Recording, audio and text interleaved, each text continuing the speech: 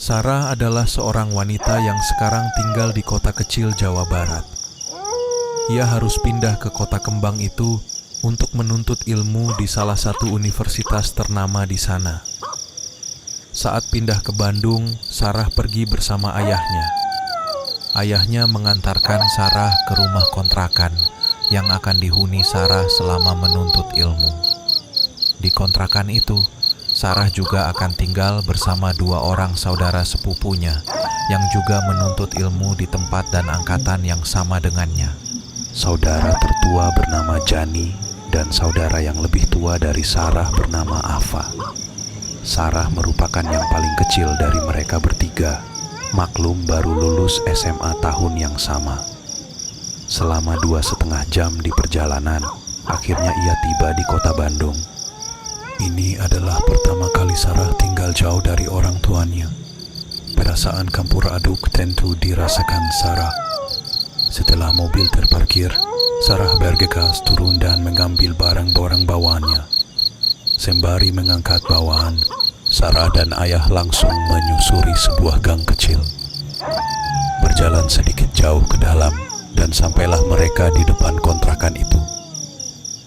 Assalamualaikum, kami mengucap salam sembari memasuki rumah yang pintunya memang terbuka. Waalaikumsalam, Mang, sahut Ajani dan Teh Ava.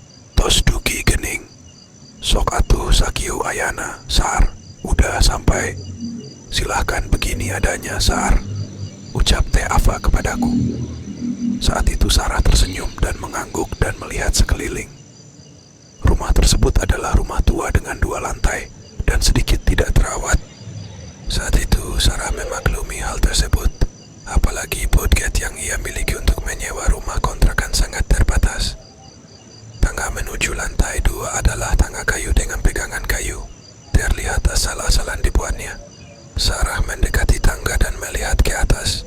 Di ujung tangga tersebut adalah tembok. Sebelah kiri ada pintu kecil menuju keluar ke tempat jemuran dan talang air. Dan di sebelah kanan terdapat ruangan tanpa pintu yang hanya bisa dimasuki dengan cara sedikit membungkuk. Ruangan tersebut tepat berada di atas kamar tidur Sarah yang terletak di antara tangga dan kamar Teh Ava. Kamar Teh Ava adalah kamar yang paling dekat dengan pintu utama. Jani lebih memilih kamar paling ujung di dalam, sekitar 3 langkah dari tangga tepat di seberang dapur, yang merupakan akses menuju satu-satunya kamar mandi di rumah itu. Terdapat ruangan kosong yang cukup lebar di depan kamar Sarah dan kamar Teh Ava, dan ruangan ini nantinya akan jadikan tempat berkumpul dengan alas karpet lusuh. Lebih lanjut, Sarah langsung membenahi barang-barangnya di dalam kamar baru. Ada beberapa noda lembab di dinding berwarna coklat dan sebagian terkelupas. Pantas saja terasa dingin, memang lembab, pikirnya. Tapi sudahlah, tempat ini lumayan nyaman. Sore pun tiba, ayah Sarah pun berpamitan untuk pulang. Dengan berat, Sarah melepas kepergiannya karena tak tega membayangkan penghuni rumahnya hanya tinggal ayah dan mamahnya saja. Perlu diketahui, kedua kakak Sarah sudah memiliki kehidupan masing-masing di luar kota. Tentu sebagai anak bungsu merasa berat untuk meninggalkan orang tuanya. Singkat cerita, 1 bulan menempati rumah tersebut, Sarah tidak merasakan ada yang aneh. Atau mungkin Sarah mengabaikannya karena sibuk pada ospek dan persiapan kuliah. Oh ya, Sarah bukanlah sosok yang indigo.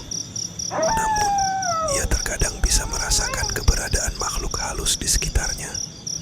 Sampai pada suatu hari, saat itu kegiatan belajar sudah berjalan dan tugas-tugas mulai berdatangan, Sarah harus pulang ke kontrakan sekitar pukul 7 malam dan langsung tertidur. Setelah lama Sarah tertidur, ia terbangun dengan keadaan sekelilingnya yang gelap sekali. Memang kebiasaan Sarah saat hendak tidur selalu mematikan lampu kamar. Ia tidak bisa tidur dalam kondisi terang.